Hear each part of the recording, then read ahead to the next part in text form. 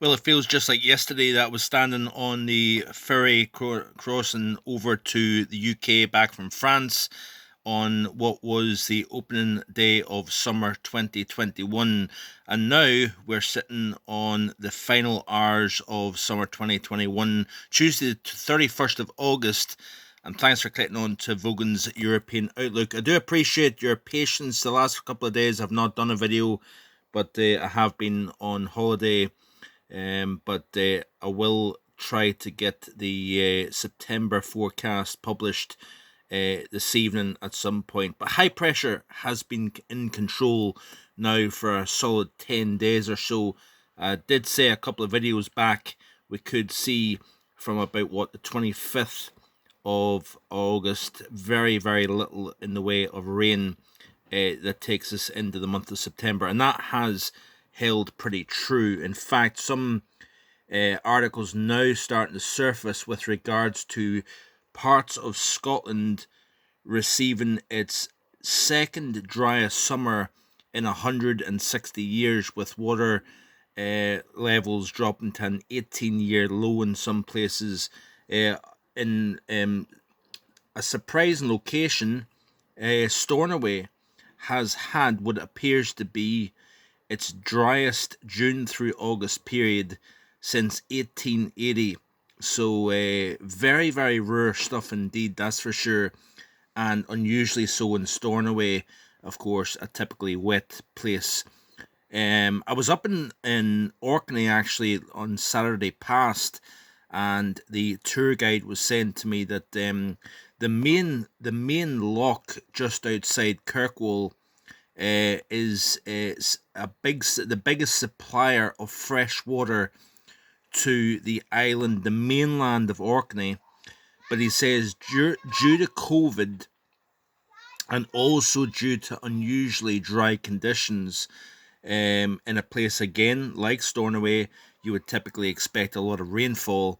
They've had to they've had to import fresh water into the island of Orkney. So that is very, very unusual stuff indeed. So the combination of COVID, more people at home, more people using fresh water, versus the deficit of rainfall has meant that people have had to see their water coming in from elsewhere. So pretty interesting stuff actually. But rainfall has been pretty scarce, not only the past few days, but in particularly northern parts of the British Isles through the course of the summer overall. Now, of course, June and July was warmer than normal. And if you look back, this was the month of July, warmer than normal solidly across the British Isles, with the exceptions of southeastern portions down into Kent, down into Suffolk. We're seeing a fairly disappointing summer, actually, overall. France, below normal, firmly below normal. June was above normal, but certainly July was below normal. This is August.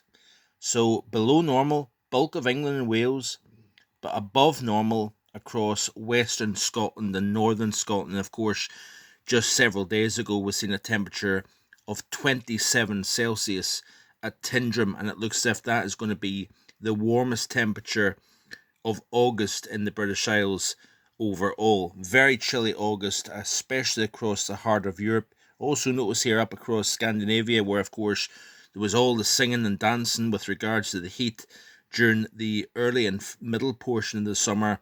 Certainly we've seen temperatures come down significantly, but the heat has just been relentless, in fact, across eastern portions of the continent here. So like I say, rainfall has been fairly scarce, but if you notice here that we play the loop here, we start to eventually, it takes some time, the high remains in control for the next few days, but as we push towards the weekend and then the next week, we're going to start to see a change taking place. Now, of course, Ida hit the central Gulf Coast a couple of days ago, Category 4, major impacts, going to have impacts along that region of the United States for many, many weeks to come, of course. Devastating hit on the Louisiana coastline. Need to pay attention to the influences, especially as we go into the latter half of August, the summer, and into the early autumn season, because the transfer of energy, if you start to get the tropics becoming more active, more influential, driving heat out of the tropics into the mid latitude region, that has significant impacts downstream on the jet stream, the westerlies, the positioning, the strength of areas of high pressure, low pressure, and it looks as if we are getting a bit of a kick from the jet stream as we push through the upcoming weekend and into next week. And you can see here the rainfall starting to fill the map over the British Isles over the course of the next 10 days or so here. So we are going to start to see rainfall becoming more prevalent over a wider area of the British Isles as we go through the first half of September here. And finally, looking at the GFS ensemble, this is the 500 millibar height anomaly chart here, and you can see here the dominance of high pressure over particularly the northern half of the UK, keeping things driest and warmest. Of course, the position of this has kept the northeasterly airflow coming in, but it's been quite a dirty high as well. A lot of cloud cover trapped beneath this area of high pressure, so therefore less in the way of sunshine. Temperatures have been kind of at or slightly below average for the end of August here. But as we skip through the loop, you start to see the demise of that area of high pressure. Low pressure coming in from the southwest, and of course this is the ensemble run here. So this is the mix of all the different model runs joined together to create that trend.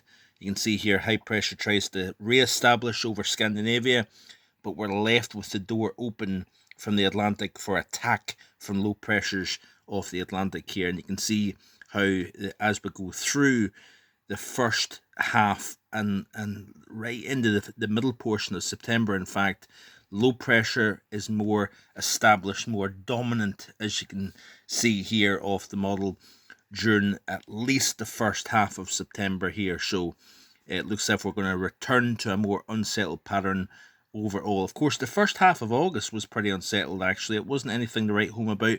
It was a struggle to get temperatures much above 25 degrees, which is subpar for August. You would expect to see, high 20s, even low 30s at this time of the year in the UK, but it has been fairly suppressed. Then, of course, we've seen the high pressure building in the last 7 to 10 days. Very dominant, especially across more northern parts of the British Isles, hence why the highest temperature was set in the West Highlands at Tyndrum, 27 degrees. But, and of course, temperatures always trimmed back. Cloud cover and breeze coming in off the North Sea has always kept the temperatures fairly subdued for the time of the year overall. So it looks as if high pressure is going to give way to low pressure during the first half of September. So that's it for today. Hope you have a great day or great evening, should I say. And I'll be back in the next couple of days with more. Bye for now.